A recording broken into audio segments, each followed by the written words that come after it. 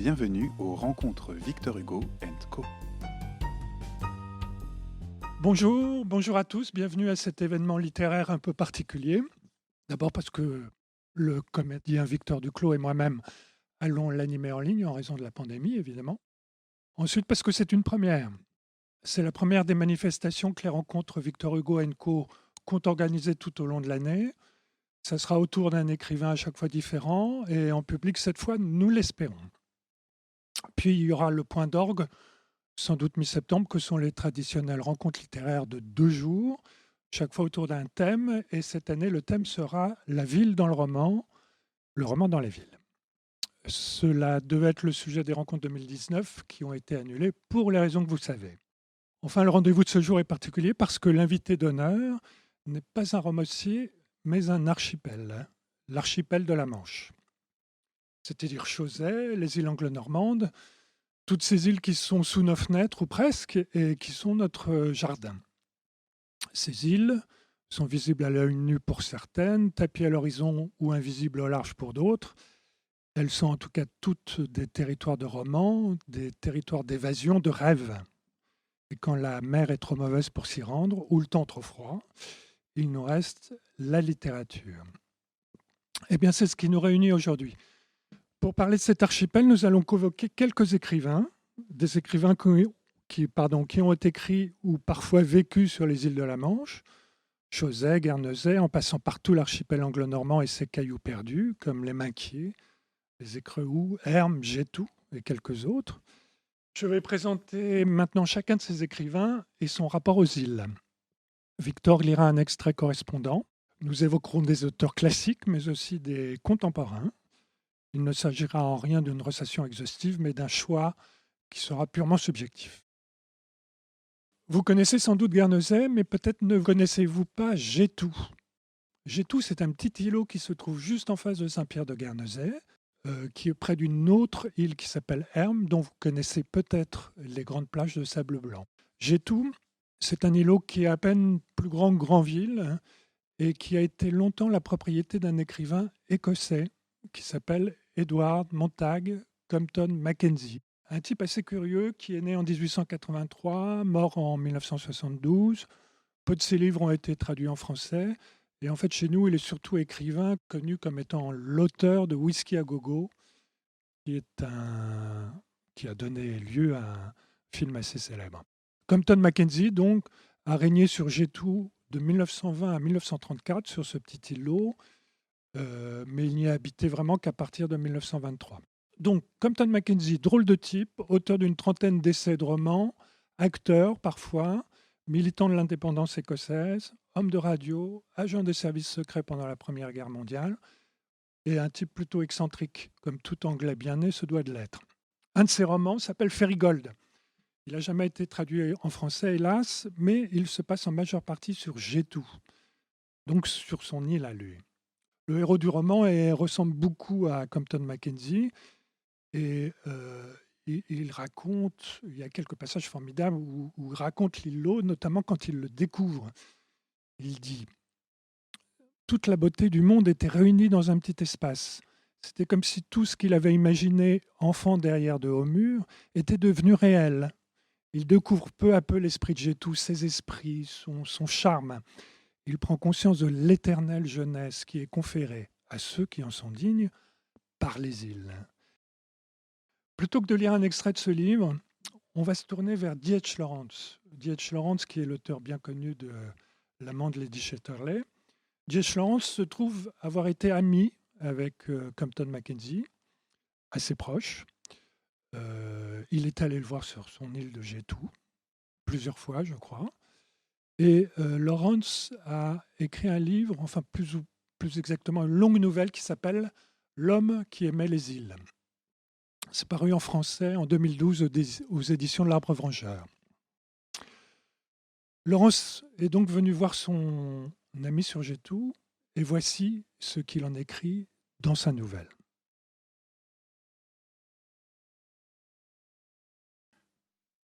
Notre insulaire aimait beaucoup son île.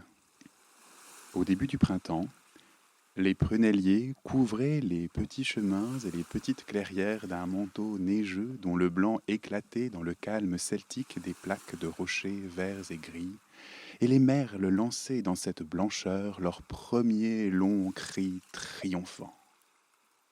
Aux prunelliers et aux tapis de prime vert succédaient les jacinthes bleues, formant des lacs féeriques et des voiles de bleu qui ondulaient entre les buissons et dans les clairières.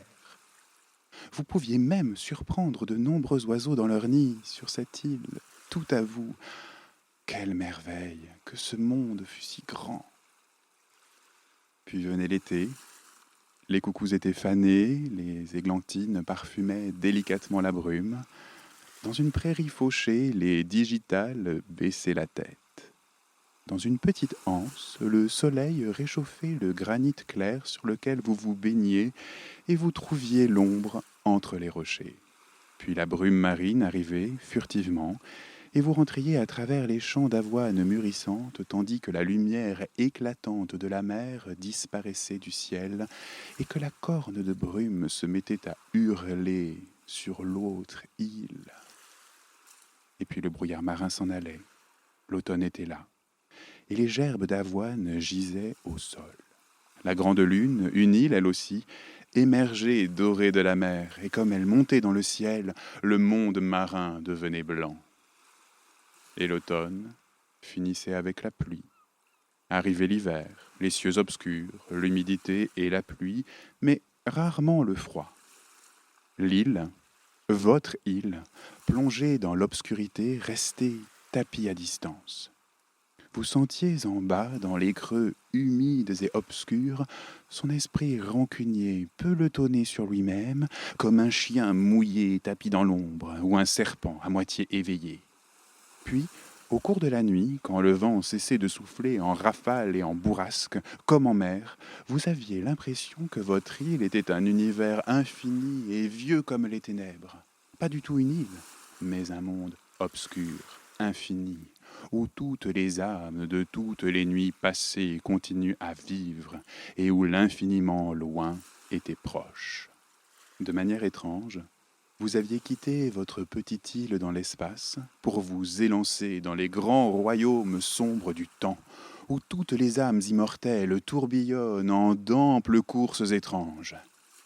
La petite île terrestre s'était réduite comme un tremplin, jusqu'à disparaître, car vous aviez sauté, sans savoir comment, dans l'immense et sombre mystère du temps, où le passé est infiniment vivant et se confond avec le futur. Ce sont là les dangers de la vie d'insulaire. Lorsque, à la ville, vous vous faufilez en guêtres blanches entre les voitures, avec au ventre la crainte de la mort, vous êtes alors tout à fait à l'abri des terreurs de l'éternité. L'instant présent est votre petit flot dans le temps. C'est l'espace qui tourbillonne autour de vous. Mais lorsque vous vous isolez sur une petite île dans l'immensité de l'espace, alors l'instant présent se met à se gonfler et à se dilater en grands cercles.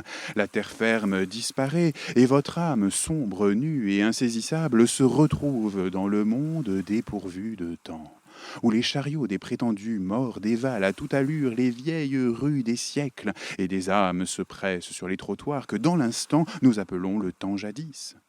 Les âmes de tous les morts reprennent vie et palpitent activement autour de vous. Vous êtes dans l'autre infini. Quelque chose de semblable se produisit chez notre insulaire. Il fut assailli de sensations mystérieuses qui ne lui étaient pas familières. Une étrange conscience de la présence d'hommes de l'ancien temps ainsi que d'influences nouvelles. Des Gaulois aux grandes moustaches qui avaient vécu sur son île et avaient disparu de sa surface, mais pas de sa nuit. Ils étaient encore là, fendant la nuit de leurs gros corps invisibles et violents. Il y avait même des prêtres brandissant des couteaux en or et du gui, d'autres prêtres avec des crucifix, des pirates et leurs meurtres en mer. Notre insulaire était mal à l'aise. Le jour, il ne croyait à aucune de ces absurdités. Mais la nuit, si. Il s'était limité à un simple point dans l'espace, et un point n'ayant ni largeur ni longueur. Il lui fallait le quitter pour un autre endroit. exactement comme vous devez sauter à l'eau si la marée montante vous fait perdre pied. Ainsi était-il obligé la nuit de s'échapper dans cet autre monde de l'éternité.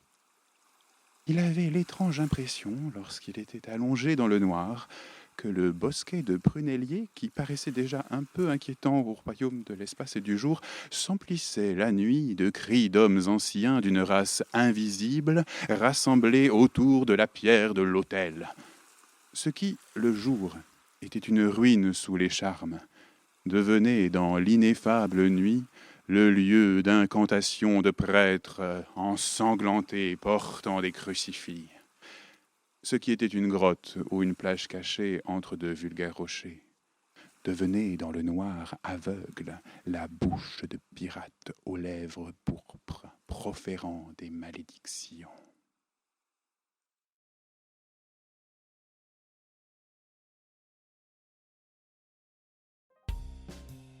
C'était les rencontres Victor Hugo & Co avec Édouard Launay. et Victor Duclos.